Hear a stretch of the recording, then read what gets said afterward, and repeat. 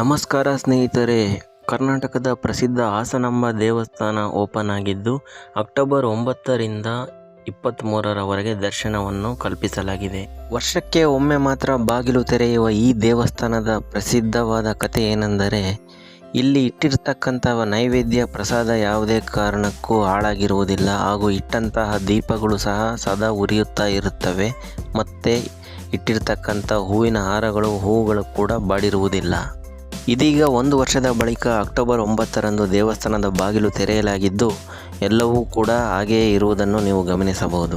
ಈ ವರ್ಷದಲ್ಲಿ ಹಾಸನಾಂಬ ದೇವಸ್ಥಾನದಲ್ಲಿ ವಸ್ತ್ರ ಸಂಹಿತೆ ನೀತಿ ಜಾರಿಯಾಗಿದ್ದು, ಗಂಡು ಮಕ್ಕಳು ಪಂಚೆ, ಧೋತಿ, ಪೈಜಾಮ ಹಾಕಬಹುದು. ಹೆಣ್ಣು ಮಕ್ಕಳು ಸೀರೆ ಅಥವಾ ಚೂಡಿದಾರವನ್ನು ಬಳಸಿ ಮಾತ್ರ ಪ್ರವೇಶ ಕಲ್ಪಿಸಲಾಗಿದೆ.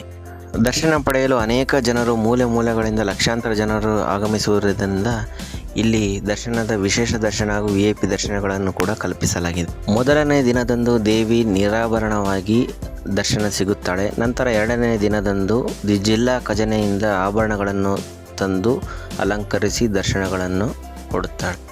ಈ ದೇವಿಯು ತುಂಬ ಮಹಿಮೆಯಿಂದ ಕೂಡಿದ್ದು ಅನೇಕ ಪವಾಡಗಳಿಗೆ ಸಾಕ್ಷಿಯಾಗಿದ್ದಾಳೆ.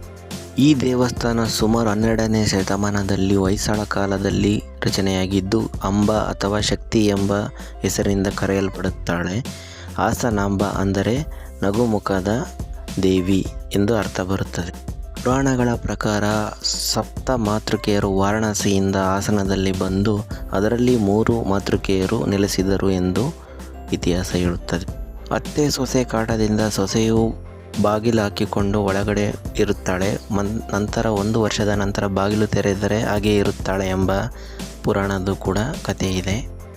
ಭಾರತದ ಹಿಂದೂ ಸಂಸ್ಕೃತಿಯ ದೈವ ಸಾಕ್ಷಿಗೆ ಈ ದೇವಸ್ಥಾನ ನಿದರ್ಶನವಾಗಿದೆ. ಯಾಕೆಂದರೆ 1 ವರ್ಷದವರೆಗೆ ಅಲ್ಲಿ ಇಟ್ಟಿರ್ತಕ್ಕಂಥ ದೀಪವು ಸದಾ ಬೆಳಗುತ್ತಲೇ ಇರುತ್ತದೆ. ಮತ್ತು ಇಟ್ಟಿರ್ತಕ್ಕಂಥ ಹೂಗಳು ಯಾವುದೇ ಕಾರಣಕ್ಕೂ ಬಾಡುವುದಿಲ್ಲ. ಮತ್ತು ಇಟ್ಟಿರ್ತಕ್ಕಂಥ ಪ್ರಸಾದವು ಕೂಡ ಅದೇ ರೀತಿಯಲ್ಲಿ 1 ವರ್ಷದವರೆಗೆ ಇರುತ್ತದೆ. ಈ ಪುಣ್ಯಕ್ಷೇತ್ರ ನಮ್ಮ ಕರ್ನಾಟಕದಲ್ಲಿರುವುದು ನಮ್ಮ ಹೆಮ್ಮೆಯಾಗಿದೆ. ಈ ಹಾಸನಾಂಬ ದೇವಿಯ ಕೃಪೆಗೆ ಪಾತ್ರರಾಗಿ ಮೂಲೆಗಳಿಂದ ಬರ್ತಕ್ಕಂಥ ಲಕ್ಷಾಂತರ ಭಕ್ತರಿಗೆ ತಾಯಿ ಕರುಣಿಸಲಿ ಎಂದು ಈ ಮೂಲಕ ಪ್ರಾರ್ಥಿಸುತ್ತೇನೆ.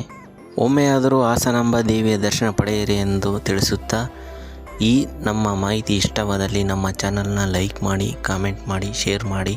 2025ರ ಹಾಸನಾಂಬ ದೇವಿಯ ದರ್ಶನದ ವಿವರಗಳನ್ನು ಎಲ್ಲರಿಗೂ ತಿಳಿಸಿ. Thanks for watching. ಇನ್ನಷ್ಟು ವಿಡಿಯೋಗಳಿಗಾಗಿ ನಮ್ಮ ಚಾನಲ್ನ ಸಬ್ಸ್ಕ್ರೈಬ್ ಮಾಡಿಕೊಳ್ಳಿ ಫ್ರೆಂಡ್ಸ್.